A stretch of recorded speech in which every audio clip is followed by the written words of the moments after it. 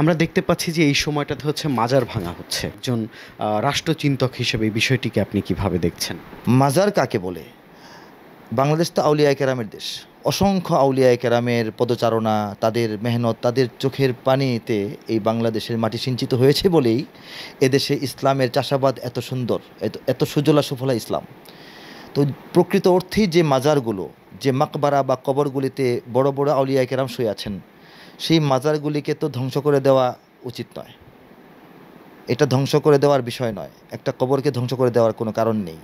কিন্তু সেই মাজারগুলোকে কেন্দ্র করে, সেই মাজারগুলোকে দখল করে নিয়ে, এগুলোকে অবলম্বন করে যদি ইসলাম বিরোধী কোনো কার্যক্রম চলে, এখানে মাদকের চর্চা চলে, এখানে অশ্লীলতার চর্চা চলে, এখানে শরীয়ত পরিপন্থী গান বাজনার চর্চা চলে, অথবা এখানে কবর পূজার পর্যায়ে চলে যায়, যে সিজদা করা হচ্ছে, রুকু করা হচ্ছে, আল্লাহকে ছাড়া সেই মাজারের অলিদের কাছে দোয়া করা হচ্ছে, সেটাকে আইনিভাবেই, এবং এটা রাষ্ট্রের দায়িত্ব যে এদেশের অসংখ্য অগণিত মুসলমানদের ধর্মীয় ভাবধারা, ধর্মীয় যে মৌলিক নীতিমালা, এর বাইরে কোনো কিছু ঘটতে না দেওয়া, এবং সেই সব অপবিত্র কাজ থেকে মাজারকে রক্ষা করাটা এটা জনগণের দায়িত্ব নয়, এটা রাষ্ট্রেরই দায়িত্ব।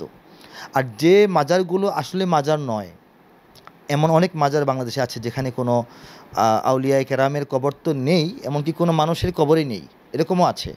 এবং এটা আমরা শুনে থাকি, এবং কোথাও কোথাও সফরের সময় আমরা দেখি যে এমন এমন মাজারের নাম যে আমরা নিজেরাই সন্দিহান হয়ে যাই যে এখানে আসলে কি কোনো মানুষের কবর আছে কিনা।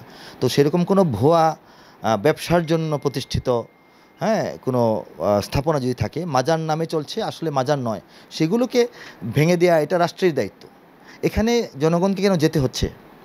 জনগণ যদি কেউ উদ্বুদ্ধ হয়ে যায়, আবেগ থেকে যায়, কোনো রকম চিন্তা চেতনায় উদ্বুদ্ধ হয়ে যায়, তাদেরকে সেটা উলামায়ে কেরামের উচিত বোঝানো। এবং যদি সেখানে সুযোগ সন্ধানী কেউ লুটপাটের জন্য যায়, সেটাকে কঠোর হাতে দমন করা রাষ্ট্রের বাহিনীর দায়িত্ব।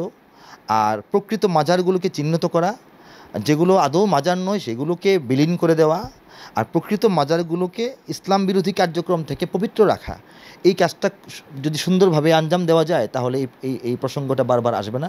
এবং আইন হাতে তুলে নিয়ে মাজারের বিরুদ্ধে ঝাঁপিয়ে পড়ার জন্য একদল লোক যে কাজ করেন, তাদের সেই যৌক্তিকতা থাকবে না।